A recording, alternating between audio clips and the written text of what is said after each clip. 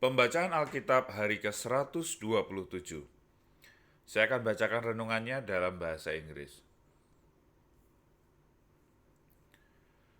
12 Keys to Being Useful to God. A water bearer in India had two large pots, both hung on the end of a pole, which he carries across his neck. One of the pots had a crack in it while the other pot was perfect and always delivered a full portion of water. At the end of the long walk from the stream to the house, the cracked pot always arrived half full. The poor cracked pot was ashamed of its own imperfection and miserable that it was able to accomplish only half of what it had been made to do.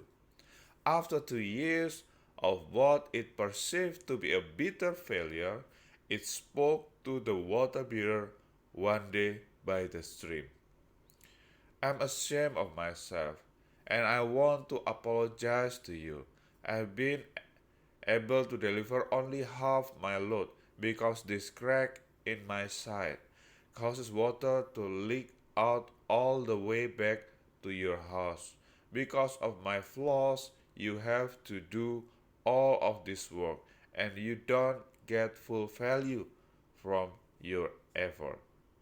The bearer said to the pot, "Did you notice that there were flowers only on your side of the path, but not on the other pot side? That's because I have always known about your flaw, and I planted flower seed on your side of the path, and every day while we walk back, you've watered them. For 2 years I have been able to pick these beautiful flowers to decorate the table. Without you being just the way you are, there would not be this beauty to grace the house." Thankfully, God used cracked pots. You do not need to be perfect for God to use you. We want our lives to count for something. If you want to be useful to God, here are 12 keys. Psalm 57, verse 7 to 11. Number 1. Know that you are loved. God used you because He loved you. David said, "For great is your love, reaching to the heaven, your faithfulness reaches to the skies." This is where it all starts, knowing that you are loved by God. Number 2, worship the Lord whatever. God is looking for worshiper. David said, "My heart is steadfast, O God. I will sing and make music. I will praise you, O Lord." Respond to the experience of God's love by worshiping Him with every gift that you have, not just privately, but also in public. Not just when you feel like it, but steadfastly in difficult times as well. Number 3, honor God in your life. God honor those who honor Him. David writes, "Be exalted, O God, above the heaven. Let your glory be over all the earth." This is David's ultimate desire. It is the same desire that is expressed in the prayer that Jesus taught us to pray. Hallowed be your name. Lord, thank you for your great love for me that reaches to the heavens, and for your faithfulness that reaches to the skies. I pray today that your name will be honored through everything I do and say. John chapter 5 verse 16 to 30. Number 4. Do what the Father is doing.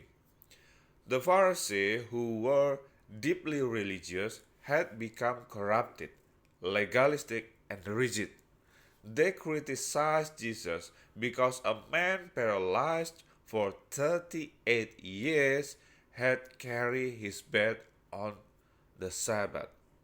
Jesus is in communion with God and is the beloved Son of God who does everything the Father wants him to do. He cannot be separated from his Father. He is one with the Father. Jesus is God. He was even calling God his own Father, making himself equal with God. Yet Jesus is also the obedient Son of his Father. He said in response to those who want to kill him, I tell you the truth, the Son can only nothing by himself. He can do only what he sees his Father doing, because whatever the Father does, the Son also does. Rather than initiating your own plan and ask God to bless them, try to see what God's plan are and join in. Number 5, listen to God. The people of God got themselves into trouble, as we see in today's Old Testament passage, because they did not listen to God. Jesus say the key to life is to listen to him and believe. I tell you the truth, those who hear my word and believe him who sent me have eternal life and will not be condemned. They have crossed over from death to life. Even Jesus said, I can't do a solitary thing on my own. I listen and I decide. Number 6, do all the good you can. You cannot earn your salvation by doing good. However, the evidence of life of faith is a life of doing good. Jesus himself are told, when around doing good, Jesus says, for a time is coming when all who are in their grave will hear his voice and come out. Those who have done good will rise to life, and those who have done evil will rise to be condemned. As John Wesley wrote, do all the good you can, by all the means you can, in all the ways you can, in all the place you can, at all the times you can, to all the people you can, as long as ever you can. Number 7, seek to please God. I found this one of the hardest things to even begin to put into practice. It seems so natural to seek to please myself. Jesus said, I seek not to please myself, but him who sent me. To live a life seeking to please God involves a complete U-turn. It's not only a one-off U-turn, but it's something that you have to try to put into practice every day. It is not easy. Father, help me to listen to your voice, to discern what you are doing and join it, not seeking to please myself, but rather seeking to please you. Number 8, cry out to the Lord for help. The people of God were in trouble once again. They had done evil in the eyes of the Lord.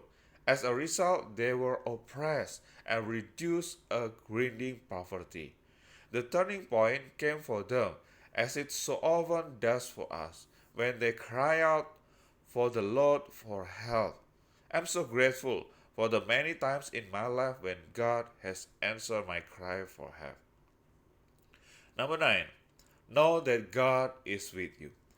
God raised up Gideon and said to him, the Lord is with you, mighty warrior. Gideon said to God, but Lord, how can I save Israel? My clan is the weakest in Manasseh, and I am the least in my family. The Lord answered, I will be with you. Jesus has promised that he will be with you always, until the very end of the age. Number 10. Know your weaknesses. Gideon is another example of God using cracked pot. Gideon said, "How can I save Israel? My clan is the weakest in Manasseh, and I am the least in my family. I often feel that God cannot use me because of my weakness. But sometimes God works through our weakness better than through our strength." Personally, I draw great comfort from the word of Apostle Paul. Therefore, I will boast all the more gladly about my weaknesses, so that Christ's power may rest on me. For when I am weak, then I am strong. Number 11. Obey God fearlessly. Gideon did as the Lord told him, even though he risked death. I find that I am often timid in the face of opposition. However, the opposition we face is nothing compared to what Gideon and certainly what Jesus faced. As Josh Mayer said, when fear knocks on your door, let faith answer. Number 12. Be God confident. The secret of Gideon's power was the Spirit of the Lord came upon him. Don't be self confident, be God confident. God does not need large number. In fact, he said to Gideon, "You have too many men." He does not want the people to think it was their own strength that saved them. He reduced the number from 20,000 to 300. We do not need large number to see a nation transformed, but we do need the power of the Holy Spirit. If you are confident in God, He can work through you as He did through Gideon. Lord, I need your Holy Spirit if I am going to fulfill the calling you have given me. Please send me your Holy Spirit upon me today. Come, Holy Spirit. Pippa adds, Judge 6. I can relate to Gideon. He was frightened, inadequate, and uncertain. That makes him even more of a hero to me. It shows how brave he was to go against everyone. He is also sensible to check that he has got it right. If you are going to do something radical, you need to know that you have heard God right. Once Gideon is sure it is God's will, then there is no stopping him.